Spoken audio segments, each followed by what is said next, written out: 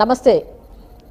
నేను నా సినిమా కార్యక్రమానికి వనిత టీవీ ప్రేక్షకులకి స్వాగతం, సుస్వాగతం. ఈ వారం ఈ కార్యక్రమంలో భాగంగా అలనాటి మేటి నటి ఒకరు మనతో ఉన్నారు. ఆమె పేరే రాజశ్రీ.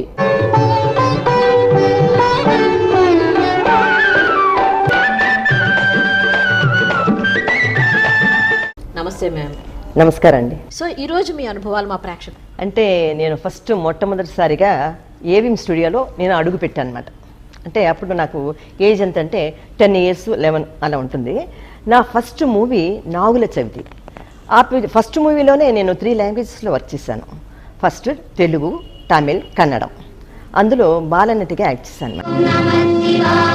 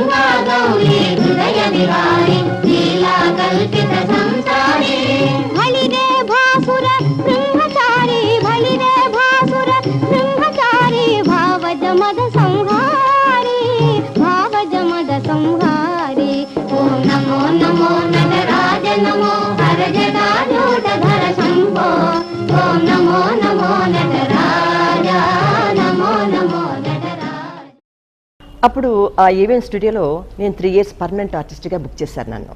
బుక్ చేసిన తర్వాత ఆ పిక్చర్ తర్వాత నేనేం చేశాను అంటే చిత్తూరు నాగయ్య గారు నన్ను ఆ స్టూడియోలో చూసి ఈ పాప బాగుంది, భక్త రామదాసులో చిన్న కమలగా యాక్ట్ చేస్తే బాగుంటుందని చెప్పి అడిగారు. అంటే నేను అప్పుడు పర్మనెంట్ ఆర్టిస్ట్గా ఉండబట్టి వాళ్ళు ఒప్పుకోలేదు.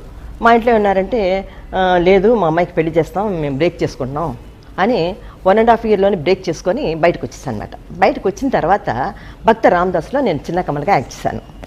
అదే ఆ పిక్చర్ అనమాట. తర్వాత నెక్స్ట్ ఏమైందంటే అప్పుడు నాకు టీనేజ్ అంటే 10 years తర్వాత అలా భక్త రామదాస్లో ఒక 14 అలా ఉంటుంది. తర్వాత టీనేజ్లో 15-16 yearsలో నేను నాగుల చవితి, తర్వాత వచ్చి భక్త రామదాసు, మాంగళ్యం, తర్వాత నిత్య కళ్యాణం, పచ్చతోరణం, అలా చాలా పిక్చర్లు, పెళ్లి కాని పిల్లలు, కాంతారావు గారికి సిస్టర్గా యాక్ట్ చేస్తాను చాలా పిక్చర్లు. అంటే ఫస్ట్ నాగుల చవితి చిత్రంలోకి వచ్చినప్పుడు మీకు చాలా చిన్న వయసు. అసలు మీకు చిత్ర పరిశ్రమలోకి రావడానికి కారణం ఏంటి? అసలు చిత్ర పరిశ్రమలో అడుగు పెట్టాలి అంటే మీరు ఒక పెద్ద డాన్సర్గానే మాకు తోస్తుంది. ఎందుకంటే ప్రతి సాంగ్లోనూ మీరు వేసే డాన్స్ అప్పట్లో భయంకరంగా రికార్డు సృష్టించింది.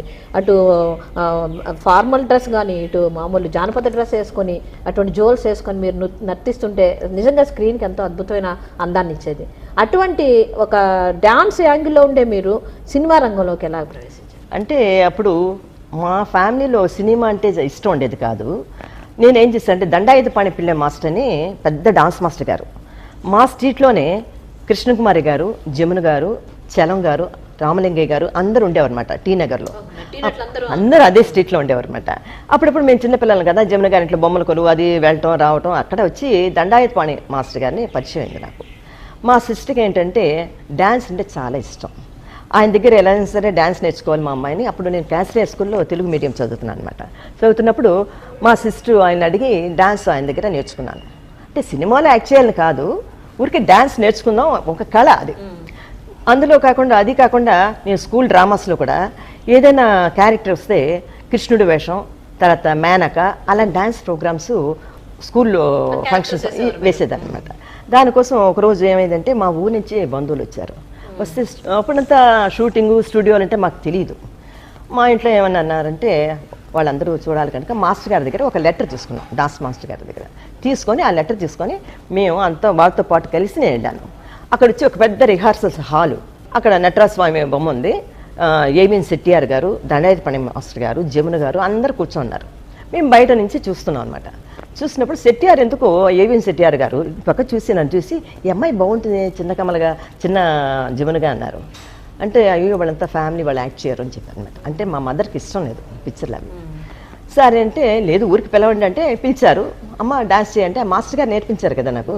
అప్పుడు డాన్స్ చేసి చూపిస్తే చాలా బాగుంది, ఈ అమ్మాయిని బుక్ చేద్దాం అన్నారు. అనుకోకుండా వరం. అందులో ఫస్ట్ ఏవిఎం స్టూడియోలోనే నేను అడుగు పెట్టడం, చూడటం, షూటింగ్ చూడటం ఇవన్నీ అనుకోకుండా జరిగిందనమాట. అప్పుడు ఆ పిక్చర్లో ఒక చిన్న వేషం, ఒక షార్ట్. అంటే గుడిలో శివలింగం దగ్గర డాన్స్ చేస్తుంటాను. గబుకొని పెద్దదైనప్పుడు జమున గారు, ఆవిడ టీనేజ్ లోనే ఉన్నారు, మేము చిన్నపిల్లలు. అప్పుడు అసలు భయం అంటేనే తెలిసేది కాదు, చేయమంటే చేయటం అంతే. అలాగా అప్పుడు ఏం చేస్తారంటే అప్పుడు ఈ అమ్మాయి బాగుందని నాకు పర్మనెంట్ ఆర్టిస్ట్ గా బుక్ చేశారు. అప్పట్లో ఇలాగ ఎవరైనా మంచిగా బాగా నటిస్తున్న పిల్లల్ని ఎవరిని చూసినా పర్మనెంట్ గా ఒక 3 years అంటే మీరు ఇంకా ఆ కంపెనీలోనే వర్క్ చేయాలి, అక్కడే వర్క్ చేయాలి. ఏ సినిమా చెప్పినా ఏ క్యారెక్టర్ అప్పట్లో అలా కాంట్రాక్ట్ సిస్టమ్ ఉండేది. ఎందుకంటే నేను హంపంచి ఎగ్డాలిక్ అనే పిక్చర్లో ఇప్పుడు ఒక సాంగ్, అందులో పంజాబీ, మరాఠీ ఇవన్నీ బిట్లుగా వస్తాయి. నేను వచ్చి పంజాబీ మహారాష్ట్ర పిల్లగా యాక్ట్ చేస్తాను, ఒక చిన్న బిట్ అనమాట, సాంగ్ అడ్రస్ తీసుకొని హంపంచి ఎగ్డాలికేలు. అలాగా కొన్ని పిక్చర్లో మమ్మల్ని డ్రెస్లు వేసి ఏంజల్ లాగా అలాగా నిలబెట్టేసేవారు. చిన్న పిల్లలం కదా, అన్నిటికీ వాడుతారు.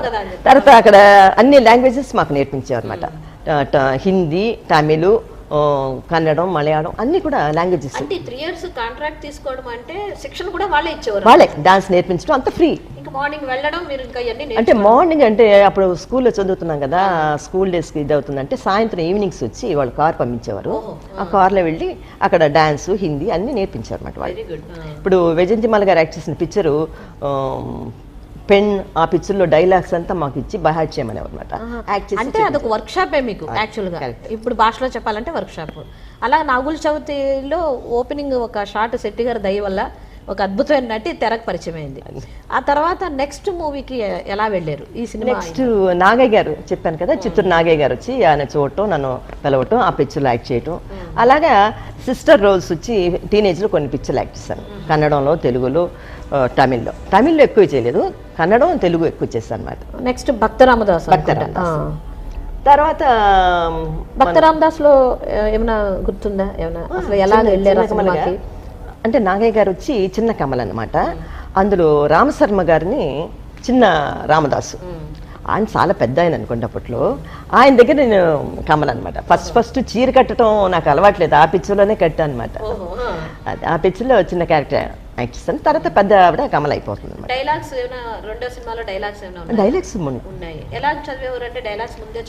అక్కడ వాళ్ళు ట్రైనింగ్ ఇచ్చేవారు అనమాట. అందులో ఆల్రెడీ మేము వచ్చి ఏబిఎంలో వచ్చి మాకు ట్రైనింగ్ ఇచ్చేవారు అనమాట.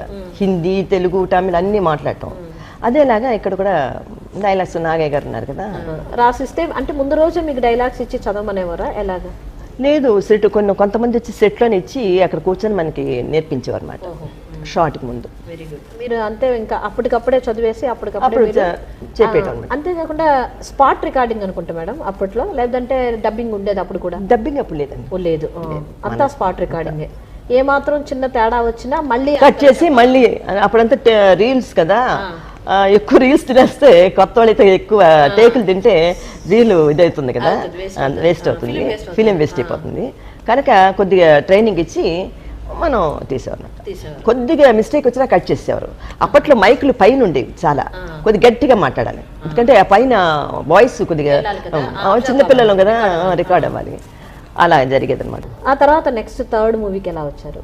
థర్డ్ మూవీ అంటే నెక్స్ట్ ఆ పిక్చర్ చూసిన తర్వాత నిత్య కళ్యాణ పచ్చతోరణంలో ఒక సెకండ్ హీరోయిన్, కృష్ణకుమారి గారు ఫస్ట్ హీరోయిన్, నేను సెకండ్ హీరోయిన్. తర్వాత స్వర్ణ గౌరి, చాలా పిక్చర్లు కృష్ణకుమారి గారితో నేను యాక్ట్ చేశారు. ఈ మధ్యలో వేరే భాషల్లోంచి కూడా మీకు అవకాశాలు వచ్చుంటాయి? కన్నడం, మలయాళంలో నా ఫస్ట్ మూవీ వచ్చి భార్య అని, రియల్గా జరిగిన స్టోరీ అది.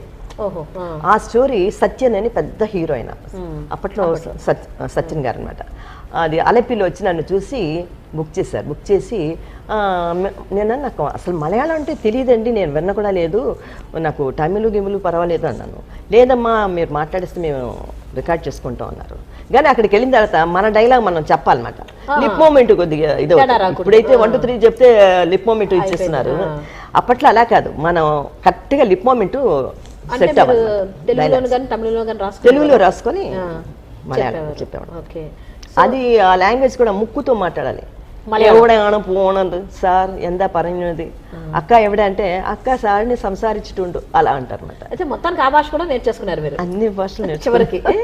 తెలుగు పిక్చర్ లో ఎంటర్ అయిన తర్వాత అటు తమిళ్, ఇటు కన్నడ, ఇటు మలయాళం సినిమాల్లో కూడా మీకు చాలా చాయిస్లు వచ్చినాయి స్టార్ గానే. ఆ తర్వాత మీరు అసలు పౌరాణికలోకి ఎలా అడుగు పెట్టారు మీరు? ఫస్ట్ యాక్చువల్ గా మీరు నటించింది సాంఘిక చిత్రం, అది ప్రేమించి చూడు. ప్రేమించి చూడు ముందు తమిళ్లో తీశారు అంటే చెప్పండి. ఇప్పుడు ప్రేమించి చూడు ఫస్ట్ డైరెక్టర్ శ్రీధర్ గారు వచ్చి ఎంతో మంది ఆర్టిస్ట్ని వేశారు. గబుక్కని మర్నాడు షూటింగ్ అంటే ముందు రోజు నాకు ఫోన్ వచ్చిందనమాట.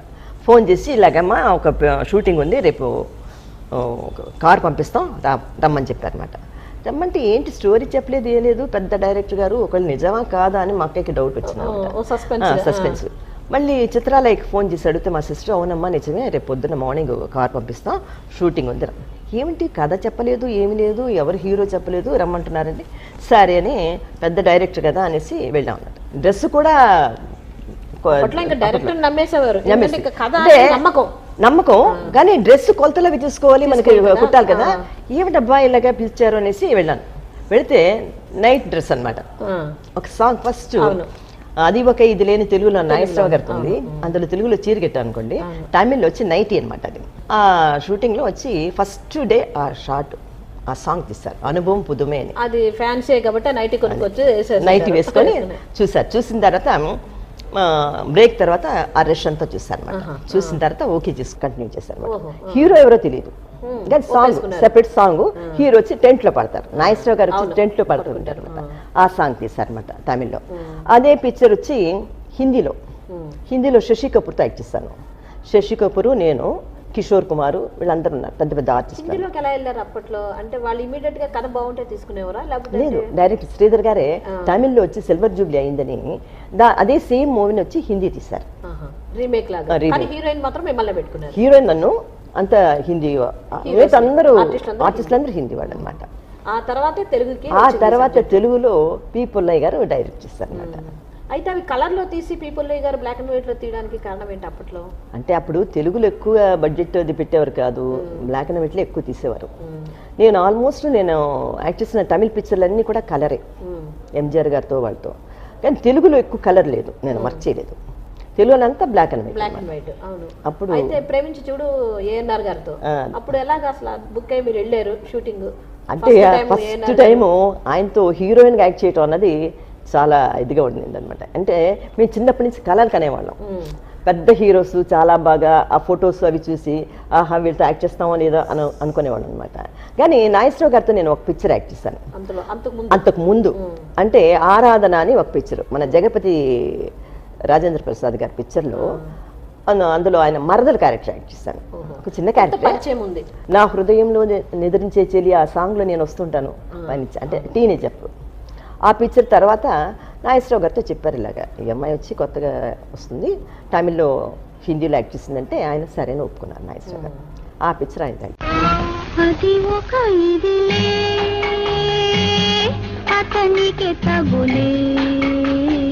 సరికొత్త సరసాలు సరదాలు చవి చూపలే ఎనలేని సుఖమెల్ల తన తోటి దనిపించే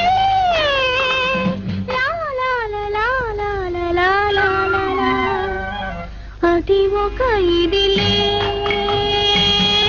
అతనికి తగులే సరికొత్త సరసాలు సరదాలు చవి చూపలే ఎనలేని సుఖమెల్ల తన తోటి దనిపించే.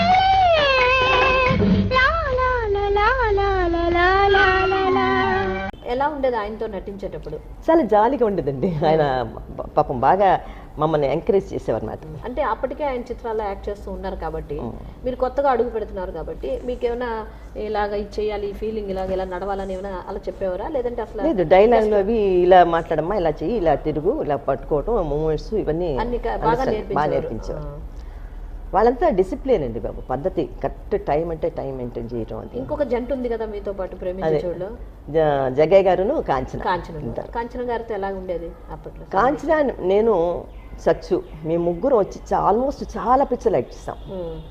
ఎందుకంటే ప్రేమించుడు, కాదలిక నేరంలే తెలుగు, తర్వాత బామా విజయం, భలే కోడళ్ళని తీశారనమాట. అది తర్వాత ఆత్మగౌరవం, అలాగే చాలా పిక్చర్లు కలిసి యాక్ట్ చేస్తాం నేను కాంచన. సో ఎక్కువగా మీరు క్లోజ్ ఫ్రెండ్స్. సో ప్రేమించి చూడు సాంగ్స్ లో యాక్ట్ చేసేటప్పుడు ఎలాగా, అంటే సేమ్ అవే స్టెప్స్ కూడా ఇవి ఇక్కడనా, లేదంటే ఇక్కడ వేరే లాంగ్వేజ్ కాబట్టి వేరేలాగా ఉంటుంది కదా? చాలా డిఫరెన్స్ అండి. ఎలా, ఎటువంటి? తమిళ్లో ప్రేమించుడులో వచ్చి కాదలిక నేర్మలేలో అనుభవం పుదుమైన సాంగ్లో డాన్స్ మాస్టర్ ఎవరు లేరు. డైరెక్టర్ శ్రీధర్ గారే మూమెంట్ ఇలా బెండ్ అవ్వాలి, ఇలా బెండ్ అవ్వాలి, ఆ దిండు తీసి ఇలా పెట్టి ఇలా చేయాలి, ఆ బెడ్ మీద బాల్కనీలోనూ ఉంటుంది, బెడ్రూమ్ లో అనమాట ఫుల్ సాంగ్. ఆ సాంగ్ తీశారనమాట. డాన్స్ మాస్టర్ లేరు. తెలుగులో హీరాలాల్ మాస్టర్ గారిని పెట్టారు, పెద్ద డాన్స్ మాస్టర్ హీరాలాల్ మాస్టర్. ఆయన పెద్ద డాన్స్ మాస్టర్ని పెడితే ఆయన ఊరుకుంటారా? ఊరుకోరు కదా. ఆ మూమెంట్స్ అవి అందరూ చీర కట్టుకొని, అందులో నైటీ వేలే. పుల్లయ్య గారు అంటే కొద్దిగా ఆ టైపు పద్ధతిలో ఉంటారు కదా. శ్రీధర్ గారు అంటే కొద్దిగా లేటెస్ట్గా ప్యాంట్లు గెంట్లు వేసేవారు. ఈయన పైజామా జుబా వేసినా కూడా ఆ సాంగ్కి చీర కట్టించేవారు. మూమెంట్స్ ఎక్కువ పెట్టారనమాట. సో ఎలాగప్పుడు స్టెప్స్ అవి ఎలా నేర్చుకున్నారు? డాన్స్ బాగా తెలుసు నాకు కనుక నేను తమిళ్లో కూడా పూంబుహార్ అనే పిక్చర్లో ఫుల్ డాన్సర్ క్యారెక్టర్ నాది. అంటే దీనికోసం ప్రత్యేకంగా మీరు డాన్స్ నేర్చుకున్నారా, లేదంటే? నాకు దండాయత మాస్టర్ గారు నాకు గురువు. అంటే పెద్ద పక్కగా నేను ప్రోగ్రామ్స్ అవి ఇవ్వలేదు, కానీ డాన్స్ బాగా తెలుసు. కూచిపూడి, భరతనాట్యం అన్ని తెలుసు. వెంపటి సత్యం గారు వీళ్ళందరి దగ్గర. కానీ నృత్యం తెలియడం వల్ల కూడా కొంతవరకు క్యారెక్టర్లు ఎక్కువగా సక్సెస్ఫుల్ అయ్యేవేమో కదా. అప్పటికప్పుడు నేర్చుకొని చేయడం కన్నా కొంత మనకు అందులో బేస్మెంట్ అనేది తెలిస్తే ఖచ్చితంగా ఆ క్యారెక్టర్ లో లీనమవుతాము. ఆ స్టెప్స్ ఆటోమేటిక్ గా స్పీడ్ ఉంటుంది మనకి. చాలా స్పీడ్ గా చేస్తారు మీరు డాన్స్. చాలా చాలా అద్భుతమైన సినిమా ప్రేమించి చూడు. చాలా ఇంకా నాగేశ్వరరావు గారితో చెప్పారు. కానీ మేము ప్రేమించుడు యాక్ట్ చేసేటప్పుడు మేము షూటింగ్కి వెళ్ళినట్లు, మేము ఏదో యాక్ట్ చేస్తున్నట్లు ఫీలింగే వచ్చేది కాదు మాకు. జాలీగా నలుగురు రెండు జంటలు హాయిగా వెళ్ళిపోవటం. తర్వాత నాగేశ్వరరావు గారు మేము ఆలియార్ డ్యామ్ అని ఒక చోట అక్కడే తీశారు. ఈ 3 లాంగ్వేజెస్ గెస్ట్ హౌస్ లాగా. అక్కడ వచ్చి ఈవినింగ్ అయితే ఏముంది, షూటింగ్ అవుట్డోర్ అయిపోయిన తర్వాత భోజనం చేసిన తర్వాత పడుకుంటుంటే ఆయన మమ్మల్ని అందరూ లేపేవారు. ఏంటి తినేసి పడుకుంటారా రండి వాకింగ్కి అనేవారు నాగేశ్వరరావు గారు. చాలా తమాషగా ఉండేది. అదంతా నడిపింది. అమ్మ బాబోయ్ తిన్న తర్వాత నడమంటున్నారు, మాకు అలవాట్లేదు కదా వాకింగ్. అలా ఒక రౌండ్ తిరిగేసి వచ్చిన తర్వాత ఇప్పుడు వెళ్ళిపోండి అనేవారు అనమాట. కాస్ట్యూమ్స్ కూడా వెరైటీగా ఉంటాయి ప్రేమించి చూడలో. ఏంటి లెగ్గిన్స్ టైట్ గా, ఇప్పుడు ఏదైతే ఫ్యాషన్ వచ్చిందో అది లెగ్గిన్స్, ఆ తర్వాత పైన ఏమో షార్ట్ గా ఒక టాప్ ఉండేది కదా, దుప్పట. అదే ఫస్ట్ ఆ పిక్చర్ లోనే మేము అలాంటి డ్రెస్ వేసాం అనమాట. డైరెక్టర్ కాస్ట్యూమ్స్ అంతకు ముందు వేసేవారు కాదు. ఇప్పుడు పబ్లిక్ లో అందరూ అన్ని చాలా ఇస్తున్నారు అనుకోండి. అప్పట్లో అది కొత్త అనమాట. ఇప్పుడు ఆ లెగ్గిన్స్ అనే పేరుతో మళ్ళీ ఇప్పుడు వచ్చింది, ఎందుకంటే భూమి గుండ్రంగా ఉన్నది అన్నట్టుగా. అక్కినేని నాగేశ్వరరావు గారితో కాదలిక నేరమే తెలుగులో ప్రేమించి చూడు చిత్రంతో మొదలైన మీ ప్రయాణం తర్వాత ఏ చిత్రంతో కొనసాగింది? అంటే నేను నాగేశ్వరరావు గారితో చాలా పిక్చర్లు యాక్ట్ చేయకపోయినా కూడా, కొద్దిగా చేసినా కూడా అవి చాలా మంచి పిక్చర్లు చేశాను నేను. ప్రేమించి చూడు, ఆత్మగౌరవం, గౌల గోపన్న, తర్వాత అలాగా 2-3 పిక్చర్లు, మనుషులు మమతలు, అలాగే ఆయనతో చాలా పిక్చర్లు చేశాను. కానీ ఆయనతో చేసినప్పుడల్లా ఇంత పెద్ద హీరోతో చేస్తున్నాం కదా అని చాలా సంతోషంగా ఉండేది మాకు. ఎందుకంటే అంత పెద్ద హీరోలతో చేయటం అంటే మాకు చిన్నప్పటి నుంచి కూడా ఆ కోరిక ఉండేది, వాళ్ళతో యాక్ట్ చేయాలని. ఎందుకంటే వాళ్ళు చాలా కాలం నుంచి యాక్ట్ చేస్తున్నారు. వాళ్ళు మేము పుట్టక ముందు నుంచి కూడా వాళ్ళు హీరోలు అనమాట. డ్రీమ్, కీలు గుర్రం ఇవన్నీ కూడా పాత పిక్చర్లు టీవీలో ఇంతకుముందు ఈనాడులో వేసేవారు నైట్. అప్పుడు కీలు గుర్రం ఇవన్నీ కావాలని నైట్ అంతా మేలుకొని చూసేవాళ్ళం ఆ పిక్చర్లు. అప్పట్లో పూర్తిగా ఇండోర్ లో పనిచేసేవారా, లేదంటే అవుట్డోర్ కూడా వెళ్ళేవారా? అవుట్డోర్ కూడా వెళ్ళామండి. హైదరాబాద్లో అవుట్డోర్ చేసేవాళ్ళం. తర్వాత ఆత్మగౌరవంలో కూడా ఆయనతో యాక్ట్ చేశాను. ఆత్మగౌరవంలో వచ్చి నేను చాలా కాలంగా చిన్నప్పుడు కృష్ణుడిగా వేసేదాన్ని స్కూల్ డ్రామాస్లో. అదేలాగా అందులో ఒక రాధాకృష్ణ సాంగ్లో నేను కృష్ణుడిగా ఒక సాంగ్ చేశాను అనమాట. చాలా నచ్చిన సాంగ్ అది. ఎందుకంటే చిన్నప్పుడు నేను కృష్ణుడు వేషంలో చాలా బాగుండేదని అనేవారు. అదేలాగా ఆ పిక్చర్లో కూడా కృష్ణుడిగా యాక్ట్ చేస్తాను నేను.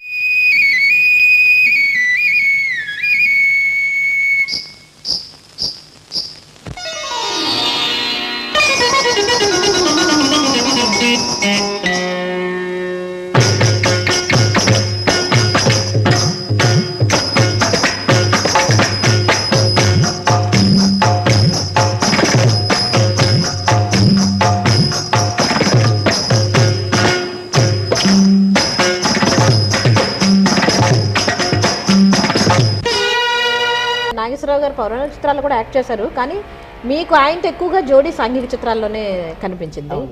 ఇంకా నాగేశ్వరరావు గారి గురించి ఇంకొంచెం ఏమైనా చెప్పండి. నాగేశ్వరరావు గారి గురించి చెప్పాలంటే గోవుల గోపనలో చాలా మంచి క్యారెక్టర్ అది. అందులో వేసి వెనక ఆయన గోవుల్ని కాచేతానమాట. నేను వచ్చి కార్లో వస్తూ ఆ గోవుల్ని వచ్చి కర్రతో కొట్టినప్పుడు ఆయన వచ్చి నన్ను వచ్చి వెనకాతల నుంచి పట్టని కొడతారనమాట ఆయన. ఆ సీన్ అది చాలా బాగుండింది. ఇది పిక్చర్లో అంటూ ఈ గోవుల గోపన అనుకొని చదువుకున్న ఇంకొక అంటే డ్యూయల్ రోల్ అయినా ఇంకొక గోవుల గోపన క్యారెక్టర్ కాకుండా ఇంకో క్యారెక్టర్ చదువుకున్న అతన్ని వచ్చి నేను గోవుల గోపన అనుకొని ఇతను ఏడిపించడం ఒక సాంగ్ అది ఉంది. ఆ సాంగ్ కూడా చాలా బాగా తీశారనమాట. ఆయనతో 4-5 సాంగ్స్ వర్క్ చేశాను అందులో ఆ పిక్చర్లో. మంచి క్యారెక్టర్ నాది. ఈ ఆవులతోటి గేదెలతోటి ఇదే గొడవ, పెద్ద బ్రేక్ ఇన్స్పెక్టర్స్ లాగా. ఏ అబ్బాయి నిన్నే ఇలారా. నా పేరు అబ్బాయి కాదండి, గోవుల గోపన్న. సంతోషించాం గాని ముందు ఆ పశువులు తోలు వెళ్ళ. పాపం నోరు లేని పశువులు ఇప్పుడే తిరిగి తిరిగి వచ్చి కోతంగా నెవరేసుకుంటున్నాయి. అట్లాంటి వాటిని కదిపితే చిన్నగా నరకాలకే పోతారట. ఎంత మాట అన్నాడో చూసావా? పశువులు తోలేవాడు పశువు కాక మనిషి అవుతాడా? గుల్లెమ్మో, పశువులు లాంటి మనుషుల కన్నా నోరు లేని పశువులేనయ్యం. తర్వాత పౌరాణిక చిత్రాల్లో ఎన్టీఆర్ గారితో అగ్గి అని పిడుగని, అగ్గి అనేదాన్ని అన్ని సినిమాలు మేవే దాదాపు. కరెక్ట్. ఎన్టీ రామారావు గారితో అసలు ఎందుకంటే అసలు విశ్వవిఖ్యాత నట సార్వభౌమ ఆయన.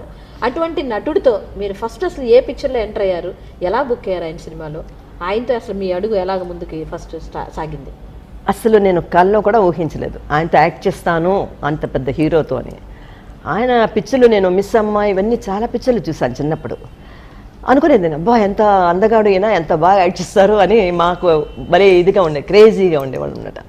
తర్వాత ఒకరోజు ఒక పిక్చర్లో వచ్చి మహామంత్రి తిమ్మరుసు అనే పిక్చర్లో ఒక చిన్న క్యారెక్టర్ వేసాను నేను, అంటే వేగు. అప్పుడు ఆయనతో డైలాగులు ఉన్నాయన్నమాట. ఆయన చూసేసరికి అసలు నాకు నోట్ నుంచి మాట వచ్చేది కాదు. ఆయన వాయిస్ ఆయన దీని దగ్గర మన వాయిస్ అంత పనిచేయదు. దాంతో ఆయన దగ్గర వేగుగా అందులో రామారావు గారు, గుమ్మడి గారు ఇద్దరు ఉండారనమాట. ఇద్దరు మంచి డైలాగ్స్ బాగా మాట్లాడతారు. అప్పుడు నాకు కొద్దిగా టీనేజ్ అనమాట, ఇంకా నేను హీరోయిన్ అవ్వలేదు. అప్పుడు నా డైలాగ్ అందులో నా క్యారెక్టర్ కూడా వేగు కదా, అది యాస్గా మాట్లాడాలి డైలాగ్. ఆర్డినరీ కాకుండా ఒక కోయి భాష లాగా వస్తుంది అనమాట. సరే ఎలానో యాక్ట్ చేస్తాను ఆ పిక్చర్లో. తర్వాత జ్ఞాపకం లేదండి, చాలా చిన్నప్పుడు, చాలా చిన్నదాన్ని. మర్చిపోలేదు. ఫస్ట్ కొద్ది షాక్ అయింది, ఎందుకంటే అంత పెద్ద హీరోతో మనం డైలాగ్ చెప్పాలి కదా అనేసరికి, రెడీ షార్ట్ రెడీ అనేసరికి డైలాగ్ మర్చిపోయేదాన్ని. చెప్పమ్మా పాప అనేవారు. అంటే మళ్ళీ అబ్బో మర్చిపోయానే అనుకుంటూ ఆయన మొహం చూస్తే మర్చిపోతున్నాను, మొహం చూడకుండా డైలాగ్ చెప్పిస్తే అలా లాస్ట్లో చూసేదాన్ని. ఫేస్ చూస్తే డైలాగ్ వచ్చేది కదనమాట. అమ్మ బాబా ఆయన రామారావు గారు కదా అంటే కొద్దిగా ఇలా ఇలా ఇలా యాక్ట్ చేస్తూ, అప్పుడు మేము ఆర్టిస్ట్ కదా, చిన్నప్పటి నుంచి ఆర్టిస్ట్ కదా, ఇలా ఏదో డైలాగ్ చెప్పేసి అలా లాస్ట్లో అలా చూసేవాడు అనమాట ఆయన ఫేస్. అంటే డైలాగ్ అయిపోయింది కదా అబ్బాడే అని ఆ ఫేస్ చూసాను, పని అయిపోయిందని. అలాగే ఆయన యాక్ట్ చేశాను. తర్వాత ఒక అగ్గి పిడుగు, అందులో ఆయనతోనే డైరెక్ట్గా యాక్ట్ చేయాల్సి వచ్చింది. ఫస్ట్ డే సాంగ్ పెట్టారు, డైలాగ్ లేదు. సాంగ్ అంటే మనకి చెప్పక్కర్లేదు, సాంగ్లో అంతా మనకి కొద్దిగా మూమెంట్స్ ఇవి, డైలాగ్ ఆయనతో డైలాగ్ సాంగ్లో కూడా ఏమైందంటే ఆయన ఒక మూమెంట్లో ఇలా అని ఇలా వెళ్ళిపోవాలి తప్పించుకొని ఇలా పట్టుకుంటాడు, ఆయన ఒక లాగు లాగేసరికి దబ్బని ఒళ్ళో పడిపోయింది. అగ్గిపిడిలో ఫస్ట్ సాంగ్ రోజు ఫస్ట్ సాంగ్ నేను పడిపోయాను. ఆయన కూర్చొని ఇలా ఉంటారు, నేను ఇలా మూమెంట్ చేసుకుంటూ ఆయన ఇలా పట్టుకునేసరికి ఇలా విడిపోవాలి. ఆయన పట్టేసరికి వెళ్ళాక డబ్బులు పడిపోయాను ఆయన ఒళ్ళో. పడిపోయేసరికి అయ్యో పడిపోయానే ఆయన ఒళ్ళు అనుకొని అయ్యో సారీ అండి అన్నాను. పర్వాలేదమ్మా ఇంకో షాట్ తీసుకుందాం అన్నాను. అప్పుడు ఓహో ఈయన పట్టు ఇలా ఉందా అనుకొని తర్వాత కొద్దిగా చేసి ఆయన ఇలా పట్టుకునేసరికి దబక్కని పారిపోవాలన్నమాట ఆ మూమెంట్లో. అలా చేశాను ఫస్ట్ ఆ సాంగ్. నీ చేతి వీణను నేనే నీ చిన్నదాన్ని నేనే ఒక సాంగ్ ఒకటి వస్తుంది.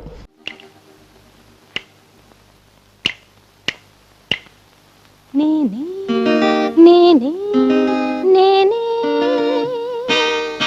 నీ చిన్నదానను నేనే నీ చేతి వీణను నేనే నేనే నేనే నేనే నీ చిన్నదానను నేనే నీ చేతి వీణను నేనే నేనే నేనే నేనే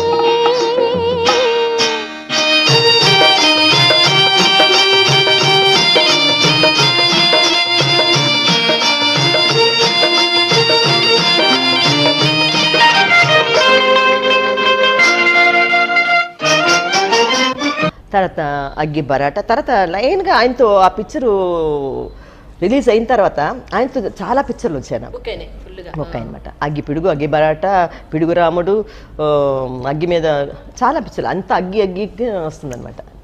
అయితే ఇందులో అన్ని పౌరాణికమే, మొత్తం అన్ని పౌరాణికమే. కానీ ఒక సోషల్ పిక్చర్ చేశాను చిట్టి చెల్లెళ్ళు. అందులో కూడా మంచి సాంగ్ ఉంది, హిట్ సాంగ్ అది.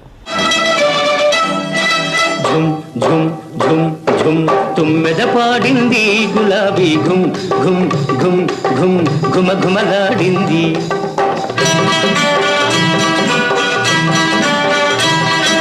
ఝుమ్ ఝుమ్ ఝుమ్ ఝుమ్ తుమ్మెద పాడింది గులాబీ ఘుమ్ ఘుమ్ ఘుమ్ ఘుమ్ ఘుమ ఘుమలాడింది. వన్నీ చిన్నెల చిన్నది వచ్చి నన్నే మెచ్చింది, నవనవలాడే సోయగమంతా నాకే ఇచ్చింది. కన్నే మనసు నిన్నే చూసి కరిగిపోయింది, చిన్నదాన్ని చిలిపి వయసు చిందులు వేసింది. డాన్స్ డైరెక్టర్ చెప్పే స్టెప్స్ ని మరింత వేగవంతం చేసేవారా మీరు, లేదంటే ఆయనే అలా స్టెప్స్ చెప్పారు? లేదండి, కొంతమంది మాస్టర్లు చాలా ఫాస్ట్గా, ఇప్పుడు కొంతమంది హీరాలాల్ మాస్టర్ వీళ్ళు వాళ్ళ మూమెంట్స్ అన్నీ చాలా ఫాస్ట్గా ఉంటాయి. దీనికి తట్టుకొని ఆయన వాడికి క్లాప్ ఇస్తుంటారు అనమాట. ఆ టెంపోలో మనం యాక్ట్ చేయాలన్నమాట, పరిగెత్తాలి. పరిగెట్టంటే మామూలుగా పరిగెట్టడం కాదు. నేను ఒకసారి సింగపూర్ వెళ్ళాం ప్రోగ్రామ్స్కి, మలేషియా సింగపూర్ వెళ్ళినప్పుడు అక్కడ పెద్ద స్టేజ్, చాలా పెద్ద స్టేజ్లు అనమాట. సాంగ్ వేస్తారు, మనం మూమెంట్ చేసుకుంటూ రావాలి. 1 2 అన్న తర్వాత సాంగ్ మ్యూజిక్లో స్టార్ట్ అవుతున్నప్పుడు అక్కడి నుంచి ఇంత దూరం వచ్చేసరికి ఈ కార్నర్కి అక్కడే ఉండిపోయాం అనమాట. సాంగ్ అయిపోయింది, సెంటర్ ఏమో స్టేజ్కి వచ్చేసరికి పాట అయిపోయింది. మేము చిన్న చిన్న స్టెప్స్ వేసుకోవాలి. అప్పుడు ఏంట్రా పాట సెంటర్లో వచ్చి చెయ్యాలి కదా, మన స్టేజ్ స్క్రీన్ దగ్గరికి వచ్చేసరికి సాంగ్ అయిపోయింది, మన ఇక్కడ నుంచి మూమెంట్ చేసేసరికి అనుకొని అప్పుడు ఏం చేసామంటే కాదు స్టేజ్ ఒరిజినల్గానే స్టేజ్లో అనమాట ఫుల్ సాంగ్ చేయాలి కదా.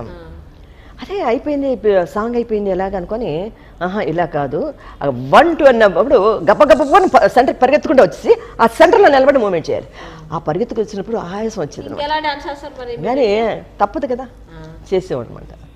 అంటే అదొక న్యాక్, ఎందుకంటే పెద్ద స్క్రీన్ ఉన్నప్పుడు మన సాంగ్ సెంటర్కి రావాలంటే కష్టం కదండి. అక్కడి నుంచి రామారావు గారితో మంగమ్మ శబ్దం, అందులో ఒకే ఒక సాంగ్ చేశాను నేను, కానీ చాలా హిట్ సాంగ్ అది. అంటే అప్పట్లో ఒక పెద్ద డైరెక్టర్ వాళ్ళు అందులో క్యారెక్టర్ లేకపోయినా కూడా గెస్ట్గా అడిగేవారు అనమాట ఒక సాంగ్ అయినా చేయమని. ఎందుకంటే మంచి గ్లామర్ హీరోయిన్ వచ్చి ఒక సాంగ్ పెట్టేవారు అనమాట. అప్పుడు అందులో నన్ను అడిగితే నేను అందులో మంగమ్మ శబ్దంలో ఒక సాంగ్ చేశాను. అంతఃపురంలో చాలా మంచి సాంగ్. ఈ మధ్య నేను కనకాభిషేకానికి అనంతపురం వెళ్ళినప్పుడు కూడా వరం వెంకటేశ్వరరావు గారు వచ్చి ఆ సాంగ్ ఈ పర్టికులర్గా ఆ సాంగే చేసి చూపించేవాడు అనమాట ఆయన. కనులీ వేళ చిలిపిగా నవ్వెను, మనసేవేవో వలపులు రువ్వెను, చెలి నా చెంత నీకింత జాగేలని, చెలి నా చెంత నీకింత జాగేలని. కనులీ వేళ చిలిపిగా నవ్వెను, మనసేవేవో వలపులు రువ్వెను ఇక అందాల ఉయ్యాలలో గింతులే ఇక అందాల ఉయ్యాలలో గింతులే గోపాలుడు భూపాలుడు అందులో ఆయన రామారావు గారు డ్యూయల్ అనమాట. ఒక క్యారెక్టర్ వచ్చి రాజకుమారిగా నేను, ఇంకొక అడవిలో ఉన్న ఒక క్యారెక్టర్ వచ్చి జయలలిత గారు యాక్ట్ చేశారనమాట. ఇద్దరు డ్యూయల్ రామారావు గారు అనమాట.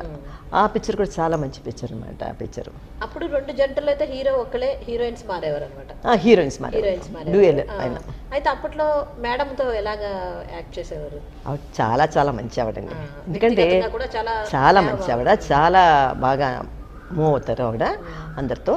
తర్వాత ఆవిడకి చాలా జ్ఞాపశక్తి అనమాట. ఎప్పుడుది కూడా మర్చిపోకుండా గుర్తు చేస్తుండారు అనమాట. మీ క్యారెక్టర్లో ఏదైనా మీరు మర్చిపోయినా ఆమె చెప్పేవారా, లేదంటే ఆమె ఏదైనా మర్చిపోతే మీరు చెప్పేవారా? అదే ఉండేదా? కలిసి 2-3 షాట్లే ఉన్నాయి. ఆవిడ వచ్చి సెపరేట్గా ఆయనతో, నేను కోటలో ఉండేదన్నమాట. అలాంటి క్యారెక్టర్ మాది. అయితే అప్పట్లో ఎలా ఉండేది రిలేషన్షిప్ హీరోయిన్స్ మధ్య? హీరోయిన్స్ మధ్య బాగానే మాట్లాడుకునేవారు. అంటే షూటింగ్ లేనప్పుడు కూర్చొని అందరూ సరదాగా మాట్లాడుకునేవారు. ఎందుకంటే నేను తెలుగే కాకుండా ఆవిడతో తమిళ్లో కూడా ఎక్కువగా యాక్ట్ చేస్తాను. ఇద్దరం కలిసి యాక్ట్ చేస్తాను అనమాట ఆవిడతో. కనుక చాలా బాగా ఆవిడ మూవ్ అవుతారు. చాలా మంచి మనసున్న మనిషి. అలాగే దక్షయజ్ఞం గురించి చెప్పండి. దక్షయజ్ఞంలో వచ్చి ఎస్వి రంగారావు గారు వచ్చి దక్షుడు అనమాట. ఆయన కూతురు 27 మంది నక్షత్రాలు అనమాట. అందులో రోహిణి నక్షత్రం. రోహిణి నక్షత్రం వచ్చి చంద్రుడికి వచ్చి రోహిణి అంటేనే ఎక్కువ ఇష్టం అనమాట. ఎక్కువగా రోహిణితోనే డ్యూయెట్లు అంతా పాడుతుంటే అప్పుడు కోపం వచ్చి దక్షుడికి ఏదో శాపం ఇవ్వటం ఇవన్నీ జరిగిందనమాట. అది నా ఫస్ట్ పిక్చర్. అది కన్నాంబ గారు ఓన్ మూవీ అనమాట. నాకు కన్నాంబ గారు అంటే చాలా చాలా ఇష్టం నాకు. కన్నాంబ గారితో అప్పుడు వచ్చి దక్షయజ్ఞలో, తర్వాత కుచేల అని ఒక పిక్చర్, అందులో కూడా నేను యాక్ట్ చేశాను కుచేలుడు కూతురుగా. ఆవిడ అంటే ఆవిడ అంటే నాకు చాలా ఇష్టం అనమాట. నేను ఫస్ట్ మూవీ యాక్ట్ చేసినప్పుడే ఆవిడ చనిపోతే వాళ్ళ ఇంటికి కూడా వెళ్ళాను నేను. ఆవిడ ఒక దక్షయజ్ఞం అనో లేకపోతే ఒక పౌరాణిక చిత్రం, ఏ రామాయణం అనో భారతం, ఈ పౌరాణిక చిత్రాల్లో నటించేటప్పుడు మీరు మొత్తం ఆ కథ అంతా తెలుసుకోవాల్సిన అవసరం ఉండేది కదా ఖచ్చితంగా. ఎందుకంటే ఆ పాత్ర అసలు ఆ స్టోరీలో ఆ పాత్ర ఎంతవరకు ప్రాముఖ్యత, ఆ పాత్రలో మీరు ఎలా నటించాలంటే ఖచ్చితంగా ఆ కథ తెలిసి తీరాల్సిందే. సో అప్పటి నటీనటులకి మొత్తం ఈ పౌరాణికంగా నటించే నటీనటులకి అందరికీ కూడా ఈ అలనాటి కావ్యాలన్నీ కూడా టచ్ ఉండి ఉంటాయి కదా, ఆ పాత్రలు తెలిసి ఉంటాయి కదా. సో ఆ నాలెడ్జ్ కూడా మీకు ఎక్స్ట్రా వచ్చేది సినిమాలో నటించడం. దానికోసం ఇప్పుడు మేము పిక్చర్లు ఏదైనా చూసినా కూడా నెక్స్ట్ మూమెంట్లో ఏం జరుగుతుందని చెప్పేస్తాం అనమాట. ఎందుకంటే స్టోరీని తెస్తూ ఉంటాడు. చాలా ఎక్కువగా క్లోజ్గా ఎంతో ప్రేమ చూపిస్తే వీళ్ళిద్దరికి అలా బ్రేక్ అవుతుంది, అది ఆల్రెడీ తెలిసిపోతుంది. ఎందుకంటే అప్పటి వచ్చి ఇంటికి వచ్చి స్టోరీ చెప్పేవారు అనమాట. స్టోరీ చెప్పి అప్పుడు అడ్వాన్స్ ఇచ్చి మనం బుక్ చేసేవారు. కాల్ షీట్లు ఇస్తే మటుకు మళ్ళీ మేము మిస్ చేసేవాళ్ళం కాదు. వాళ్ళు మీకు ఏదైనా ఒక క్యారెక్టర్ చెప్తే ఆ కథ మీకు తెలియకపోతే మీరు ఏమైనా హోంవర్క్ ఏమైనా చేసుకునేవారా ఇంట్లో స్టోరీస్ గురించి చదవడం అటువంటి? స్టోరీస్ మాకు టైం ఉండేది కాదు. అందులో నేను వచ్చి అప్పుడు చాలా బిజీగా వర్క్ చేసేదాన్ని. నేను యాక్ట్ చేసేది తెలుగు, తమిళ్, కన్నడం, మలయాళం, హిందీ 5 లాంగ్వేజ్లు అనమాట. కనుకనే కొంతమంది చిన్న ప్రొడ్యూసర్ అయినా పెద్దవాళ్ళైనా కాల్ షీట్లు ఇచ్చామంటే దాన్ని ఎక్కొట్టేవాళ్ళం కాదు. సిన్సియర్గా వర్క్ చేసేవాళ్ళం మేము.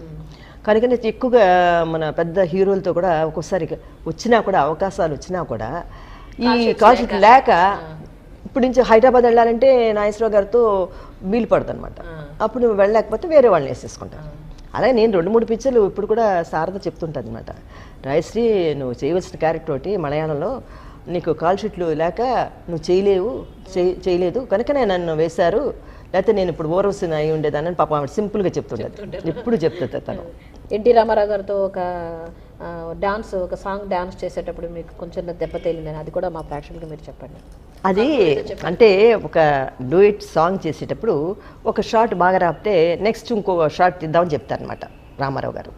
కెమెరా పెట్టినప్పుడు నెక్స్ట్ ఆయన ఏం చేస్తారో మనకి సరి తెలియదు. ఆ మ్యూజిక్లో మనం చేస్తున్నప్పుడు పాడుతున్నప్పుడు గబుక్కని ఎత్తుకొని అలా దింపేసేవారనమాట. అంటే మనం ఎదురు చూడ ఆయన లిఫ్ట్ చేసి గబకన అలా తిప్పి పెట్టేవారనమాట. అప్పుడు చిన్న జడకుప్పులు ఉండేవన్నమాట. పట్టని కంటికి తగిలిందనమాట. తగిలేసరికి కంట్లోంచి అలా నీళ్ళు వచ్చింది. మళ్ళీ ఏం చెప్పలేం, పెద్ద హీరో కదా మనం ఏం చెప్పలేము. అప్పుడు వచ్చి అంటే ఓకేనమ్మా ఇది బాగుందా అనేవారు. బాగుందండి అదే అనేవాళ్ళు. అలాగా చాలా జరుగుతుంటాయి అనమాట.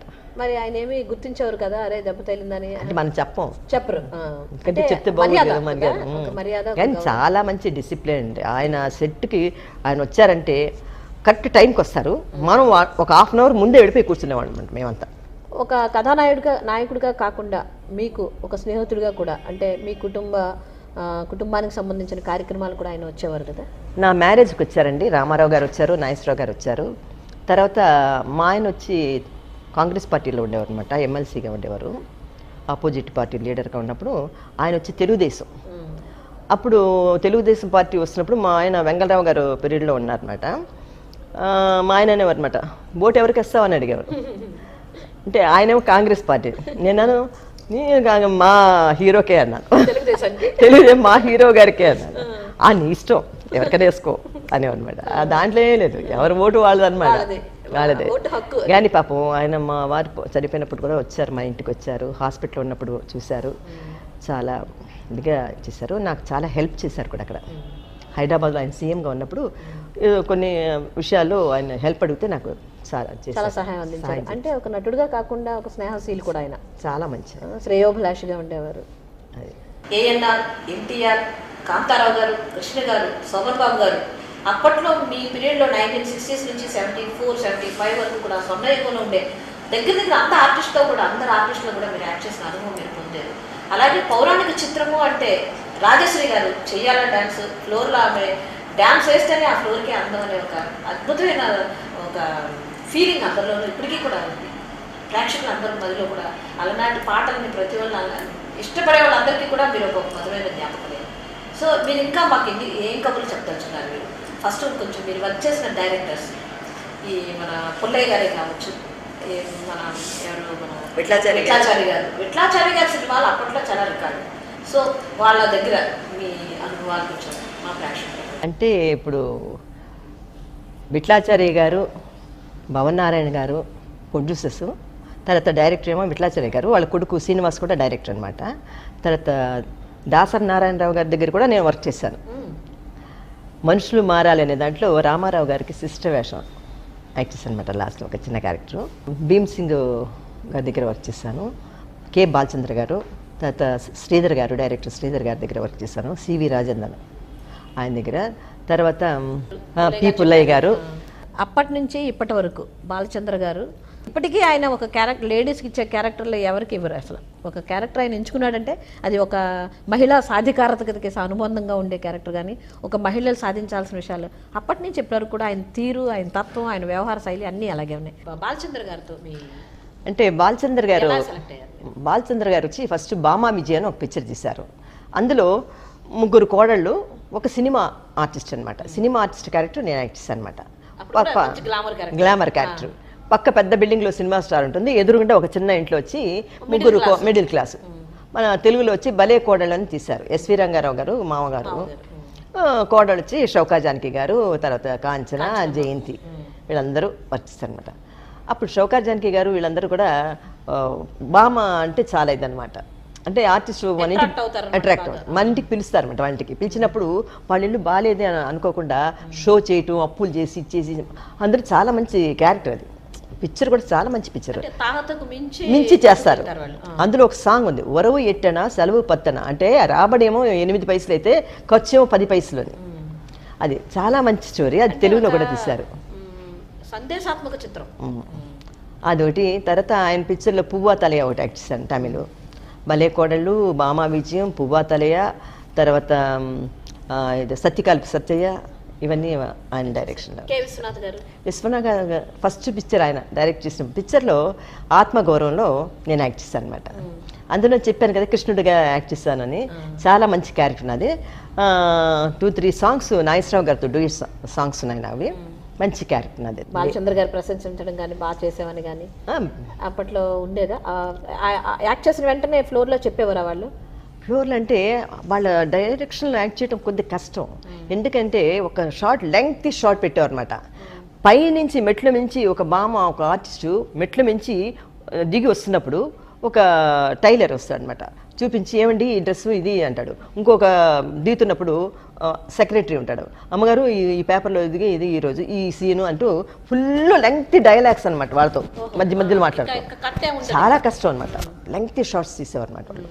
అందులో ఆ డైలాగ్ అది జ్ఞాపకం పెట్టుకోవటం చాలా కష్టం. అలాగే గతంలో అంజలి అమ్మ గారు చెప్పిన విషయం జ్ఞాపకం వస్తుంది. ఎలా అంటే ఒక సెట్, పెద్ద సెట్, టెక్నీషియన్స్ దగ్గర నుంచి, కెమెరామ్యాన్ల దగ్గర నుంచి, ఆర్టిస్టుల దగ్గర నుంచి, డాన్సర్స్ దగ్గర నుంచి అందరూ ఒకే చోట యాక్ట్ చేసేటప్పుడు ఒక్క క్యారెక్టర్ సరిగ్గా తన డైలాగ్ చెప్పలేకపోతే ఈ మొత్తం యూనిట్ మళ్ళీ ఆ సేమ్ వర్క్ అగైన్ చేయాల్సి వచ్చేది. చాలా కష్టం. సో అందరం ఒళ్ళు దగ్గర పెట్టుకొని చేయాలి, వేరే దారి లేదు. ఎందుకంటే మధ్యలో ఇప్పుడు 4-5 మాట్లాడుతున్నప్పుడు మనం మాట్లాడవలసింది వెంటనే మనం మాట్లాడాలి. మనం సైలెంట్ అయిపోయో తప్పు చెప్తే మళ్ళీ ఫుల్గా అందరూ డైలాగులు మళ్ళీ అవ్వాల్సి వస్తుంది. అటువంటిప్పుడు ఈ లెంగ్తీ షార్ట్స్ దగ్గర మాత్రం చాలా కష్టం ఉండేది అని చెప్పేవారు ఆమె. అదే డాన్స్ కానీ డైలాగులు కానీ పెద్ద షాట్లు తీసేటప్పుడు చాలా జాగ్రత్తగా మనం ఒళ్ళు దగ్గర పెట్టుకొని చేయాలి. రిహార్సల్ చేసేవారా మీరు? రిహార్సల్స్ చేసేవారు. అంటే స్పాట్ లోనే రిహార్సల్స్ చేసేవారు. ఎందుకంటే కొంతమంది డైరెక్టర్ శ్రీధర్ గారు ఉన్నారంటే సెట్లో వచ్చి సెట్కి వెళ్ళిన తర్వాత ఆయన మూడ్ని బట్టి డైలాగ్ రాసేవారు. అప్పటికప్పుడు చెప్పేవారు అన్నమాట మనకి. అది మనం జ్ఞాపకం పెట్టుకోవాలి కదా. ముందుగా బైహార్ట్ చేసుకుంటే అది ఒకలా ఉంటుంది. అప్పటికప్పుడు చెప్పేటప్పుడు మనం డైలాగ్ చెప్పడం కొద్దిగా కష్టం అవుతుంది. సో కొంచెం కష్టమే, కానీ ప్రిపేర్ అయ్యి చెప్పేవారు. అంటే అప్పుడు ఆ ఏజ్లో మంచి జ్ఞాపక శక్తి అది ఉండేది. ఇప్పుడంటే మర్చిపోతా ఉంటాం కానీ మరిపో వచ్చేస్తుంది, కానీ అప్పుడు పర్వాలేదు కదా. ఇప్పుడైతే స్క్రిప్ట్ ఇచ్చేస్తున్నారు. పిక్చర్ ఓకే అయిన వెంటనే పిక్చర్కి కాల్ షీట్స్ ఇచ్చిన వెంటనే ఒక స్క్రిప్ట్ కాపీ వెళ్ళిపోయేది వాళ్ళ దగ్గరికి. అంటే ఇప్పుడు కొద్దిగా తప్పుగా చెప్పినా కూడా కట్ చేసి జాయిన్ చేసేస్తున్నారు. అదే చాలా మంది చెప్పారు. ప్లేబ్యాక్ ఆర్టిస్టులు కూడా ఏమన్నారంటే ఒక సాంగ్ పాడేటప్పుడు ఫుల్గా పాడతారు, కొద్దిగా ఏదైనా చిన్న మిస్టేక్ వస్తే మళ్ళీ బిగినింగ్ నుంచి పాడాలి. ఇప్పుడు అలా కాకుండా చిన్న కట్ చేసి జాయిన్ చేసేస్తున్నారని కూడా అన్నారు. నాకు తెలియదు. వివాహం చేసుకున్న తర్వాత ఎందుకని మీరు మళ్ళీ అసలు సినిమా అంటే చలనచిత్ర పరిశ్రమ వైపు చూడను లేదు, వెండి తెర మీద కనిపించను లేదు. ప్రస్తుతం తారలు అందరూ కూడా మీతో యాక్ట్ చేసిన తారలు ఎంతోమంది ప్రస్తుతం కూడా క్యారెక్టర్ ఆర్టిస్టులుగా ఎన్నో క్యారెక్టర్స్, అమ్మ క్యారెక్టర్లు కానీ, సిస్టర్స్ క్యారెక్టర్లు, వదిన క్యారెక్టర్లు చేస్తున్నారు. మీరు ఎందుకని మళ్ళీ ఆ ఇదిలోకి ఎందుకు రాలేకపోయారు? మీరు అంటే ఎందుకు రాలేదు? ఎందుకు రాలేదు అంటే ఈ cinema life separate, family life separate. దీన్ని చేస్తే ఎందులోనూ మనం సక్సెస్ కావు. కనుక ఈ లైఫ్ ఆ లైఫ్ మన పిల్లలు వాళ్ళు సంసారం అనేసరికి ఫుల్గా కంప్లీట్ మన మైండ్ అంతా చేంజ్ అయిపోతుంది. అందులో కూడా మా ఆయనకి ఆఫ్టర్ మ్యారేజ్ వచ్చి యాక్ట్ చేయకూడదని ఒక ఉండేది. తోట పాంచజన్యం గారని ఎంఎన్సీగా ఉండేవారు. తర్వాత కాంగ్రెస్ పార్టీలో ఉన్నారన్నమాట. వెంగళరావు గారి టైంలో వచ్చి డెప్యూటీ చైర్మన్ కౌన్సిల్ చాలా పోస్టులు ఉన్నాయి ఆయనకి చేశారన్నమాట. తర్వాత మన రామారావు గారు సీఎంగా వచ్చినప్పుడు కూడా మా ఆయన ఉన్నారు. ఇప్పుడు సమయం వచ్చింది కాబట్టి మీ కుటుంబ వివరాలు, అంటే మీ పిల్లలు ఎంతమంది, ఏంటి? పిల్లలు అంటే ఒకే ఒక బాబు అండి. ఆ బాబు ఇప్పుడు యూఎస్లో ఉంటున్నాడు, శాన్ ఫ్రాన్సిస్కోలో ఉంటున్నాడు అనమాట. మొన్న 5 years అయింది మ్యారేజ్ అయ్యి. పిల్లలు పెద్దవాళ్ళు అయిపోయారు కదా, వాళ్ళ స్టాండర్డ్ అయిపోయింది లైఫ్. ఇప్పుడు కూడా మీకు నటించాలని ఇంకా అసలు ఇంకా ఇది లేదా మీకు అసలు ఎప్పటికీ కూడా? మా బాబు కూడా అంటారు, అమ్మా ఎందుకే నీకు, ఎవరో అడిగారు కావాలని సరదాకి, అమ్మా బాబు ఇలాగ వాళ్ళు టీవీలో సీరియల్ యాక్ట్ చేయమంటున్నారు, మొన్న అడిగారులేండి చేయమంటున్నారంటే, ఏమ్మా హాయిగా రెస్ట్ తీసుకో, ఈ వయసులో నీకు ఎందుకు కష్టం, తిని హాయిగా పడుకొని రెస్ట్ తీసుకో, ఇంకా నీకు టీవీలో యాక్ట్ చేయాలని ఉందా కోరిక అన్నాడు. లేదు ఊరికే నువ్వేమంటావా అన్నాను. వద్దు మమ్మీ. అయితే ప్రస్తుతం ఇంకొక ప్రభుత్వానికి సంబంధించి ఒక విధులు నిర్వహిస్తున్నారు తమిళనాడు గవర్నమెంట్లో, ఏంటది, దాని గురించి చెప్పండి. ఇప్పుడు నాకు వచ్చి ఫస్ట్ నేను హైదరాబాద్లో ఉన్నానండి కొన్నాళ్ళు. తర్వాత 6 years నా మ్యారేజ్ లైఫ్. తర్వాత వచ్చి నేను వైజాగ్లో విశాఖపట్నంలో ఉన్నాను, మా నేటివ్ అనమాట. మా సిస్టర్ సన్ ఇంట్లో ఉన్నాను. తర్వాత 1991లో చెన్నైకి వచ్చాను. వచ్చిన తర్వాత ఎవరికి తెలియదు నేను ఎక్కడున్నాను. ఒకసారి మన సరోజాదేవి గారు వచ్చి టీవీ చూస్తున్నారంట. మన వాళ్ళు సినిమా వాళ్ళు ఏంటంటే ఏదైనా లేకపోతే వాళ్ళ పాటలు కంటిన్యూస్గా వేస్తుంటారు ఆ రోజంతా. ఒకరోజు ఏదో ఛానల్లో చూసిందంట, తమిళ ఛానల్లో నా సాంగ్స్ వస్తూ ఉన్నాయి. ఎంతకీ రాజీ సాంగ్స్ వస్తున్నాయి, ఎక్కడుందో తెలియదే రాజీ అనుకొని చూస్తూ అయ్యో ఏమైపోయిందని ఆవిడ ఎవరిని అడగాల అని అనుకొని నల్లి శెట్టియార్ గారిని అడిగిందంట. వాళ్ళ డ్రైవర్ని పంపించి రాజశ్రీ వాళ్ళ ఇల్లు ఉంది కదా, వెళ్ళి వాళ్ళ ఫోన్ నెంబర్ తీసుకుంటాను. మన ఇంటికి వచ్చి ఇలా సరోజాదేవి గారు మీ నెంబర్ అడిగారు. ఏంటబ్బా అనుకొని ఇచ్చారు. చాలా క్లోజు, చాలా ఎవరితో టచ్ లేదు నాకు, ఫ్రెండ్స్ అందరం. విజయనగరం గారికి ఇక్కడ ఉన్నప్పుడు కూడా వాళ్ళ పిల్లల బర్త్డేకి పట్టుకెళ్ళాడు అనమాట. సరే చూసిన తర్వాత ఇన్నా రాజీ என்ன ஊரில் தான் இருக்கியா అంటే అమ్మా இப்போ தான் வந்திருக்கேம்மா நான் இங்கே தான் இருக்கேன். అంటే இல்லை உங்க சாங் போட்டால் ராஜுக்கு ஏதோ ஆயிடுச்சு போல இருக்குன்னு நினச்சேன். ఏదో ఇరుక వెళ్ళా నెల్లా ఇరుక వెళ్ళా అంది. అమ్మ బాగానే ఉన్నానమ్మా అన్నాను. సరే అని తర్వాత 2004లో జయలలిత గారు వచ్చి ఎంజిఆర్ అవార్డు ఇచ్చారు చాలామందికి. అందరం ఆర్టిస్టులు అయినప్పుడు అప్పుడు చాలామంది పద్మిని గారు, కేఆర్ విజయ, వీళ్ళందరినీ మీట్ అయ్యాను నేను, పాత ఆర్టిస్టులు అందరినీ. లక్ష్మి చాలా గ్యాప్ వచ్చిన తర్వాత మీకు అవార్డు దక్కింది కదా? దక్కింది. పాపం ఆవిడ నాకు పంపించి లెటర్ వచ్చి అవార్డు ఇచ్చారనమాట. అంటే చాలా చాలా నాకు సంతోషించింది. ఎందుకంటే ఇన్ని సంవత్సరాలుగా మన ఫీల్డ్లో ఉన్నందుకు ఆవిడ మనం గుర్తించి మనకు అవార్డు ఇచ్చిందంటే, ఎంజిఆర్ అవార్డు ఇచ్చిందంటే చాలా గ్రేట్. ఆవిడ మన మర్చిపోలేదనమాట. కానీ ఒకటి బాధపడుతున్నాను, ఎందుకంటే మన తెలుగు వాళ్ళు నన్ను ఎప్పుడూ మర్చిపోయారు.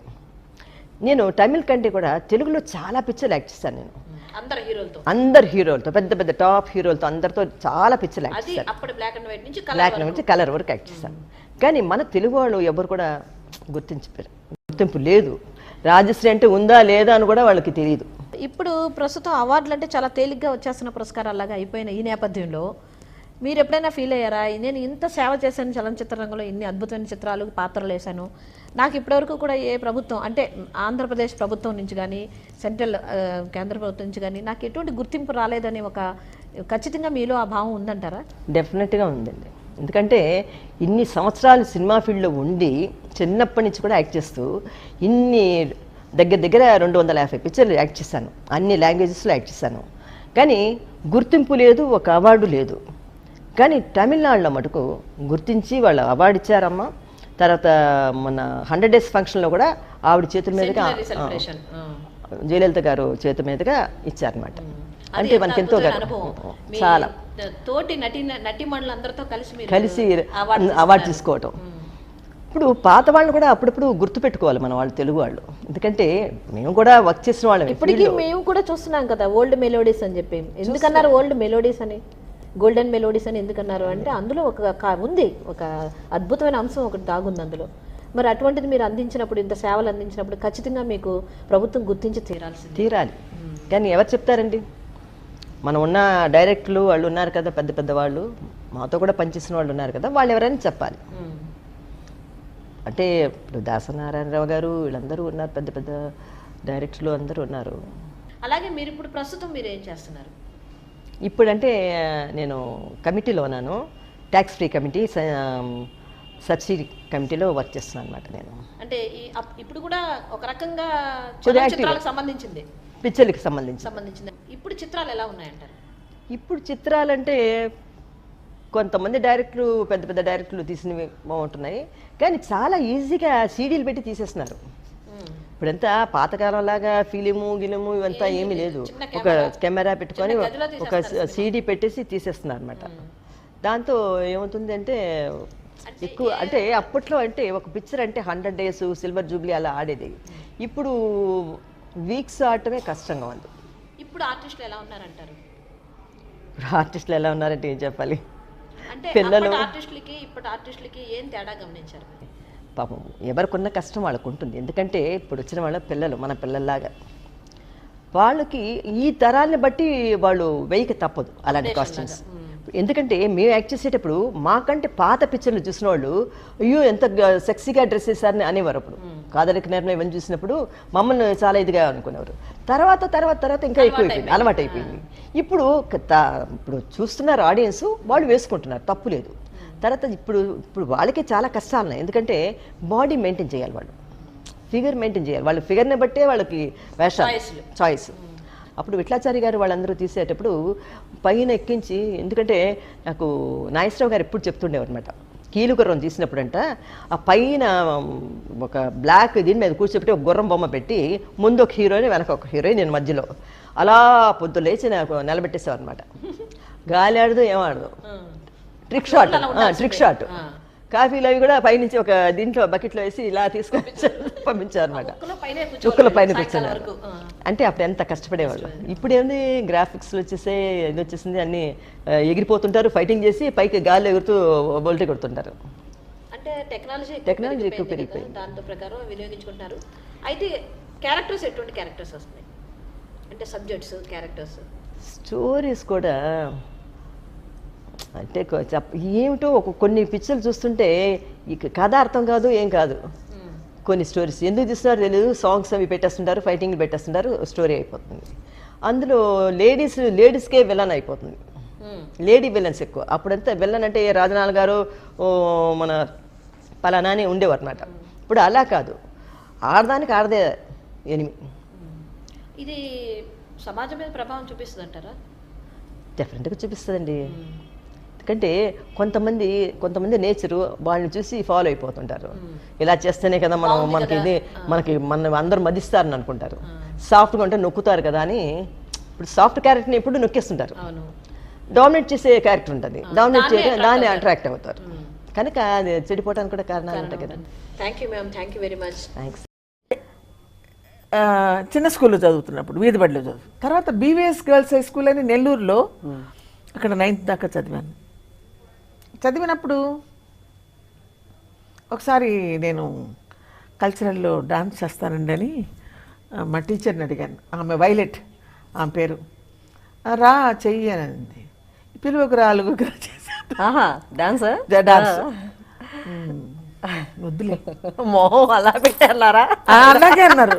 వద్దులే అంటే కొంచెం ఎక్స్ప్రెషన్ తక్కువగా ఉంది, వద్దులే మిగతా వాళ్ళు చేసుకుంటారు.